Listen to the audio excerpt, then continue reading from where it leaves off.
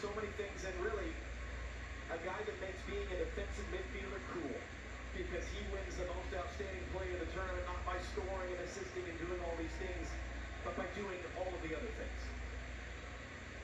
And now it will be the job of Rodri, with his teammates behind him. They've been together for the better part of 2 months now here in North America. And they traveled from Atlanta to Guadalajara to LA to Dallas and here to New Jersey.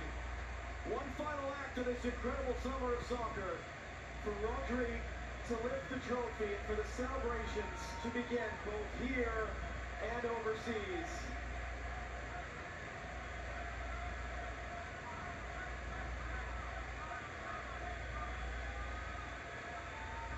And when Rodri's ready, here we go.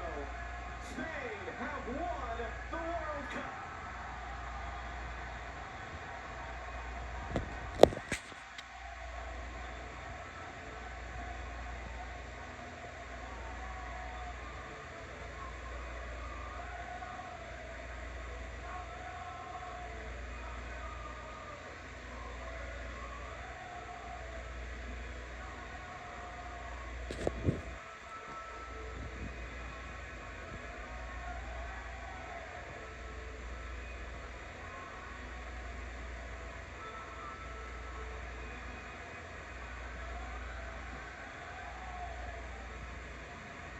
For those of us that have gotten to do this 3 times, for those of us who go back to 2015 in Canada, what a blessing it is to be a part of these moments and to bring them to all of you at home.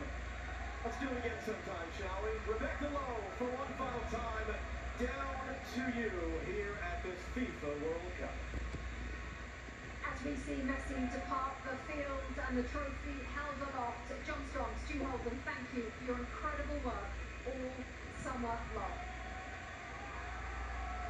Plenty more to come. Let's just bring you the superior player of the match, sponsored by Michelob Ultra.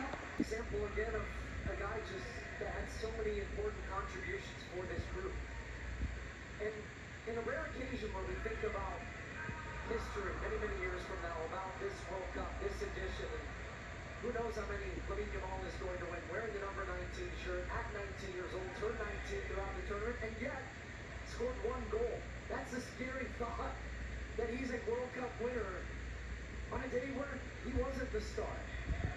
But he understands what his role and what his importance is to this team, and he is willing to play that role for the betterment of the group. And I think when we look back, is there's his brother staying in the crowd, and he's been fun to watch him throughout the tournament. It's just joyous, big smile as his brother goes on to win a World Cup.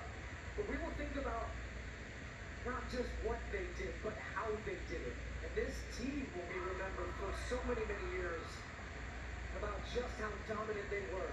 Thinking back to that opening day when they drew against Cape Verde. Scoreless draw, you asked me, are you worried about Spain? I wasn't. But they know they were going to go and win in this dominant fashion. There are now, in the history of the Men's World Cup, 5 teenagers to have won the World Cup while playing in the final, and 2 of them are on the Spanish team. Lamine Yamal and Pau Cubarsí, who, as you saw earlier, received the award for the best young player at the tournament. And Luis de la Fuente is the great example, as his predecessor as World Cup winning coach was Lionel Scaloni, of the Federation man. He was the youth national team coach. He didn't coach at a high-profile club. He wasn't a big star manager.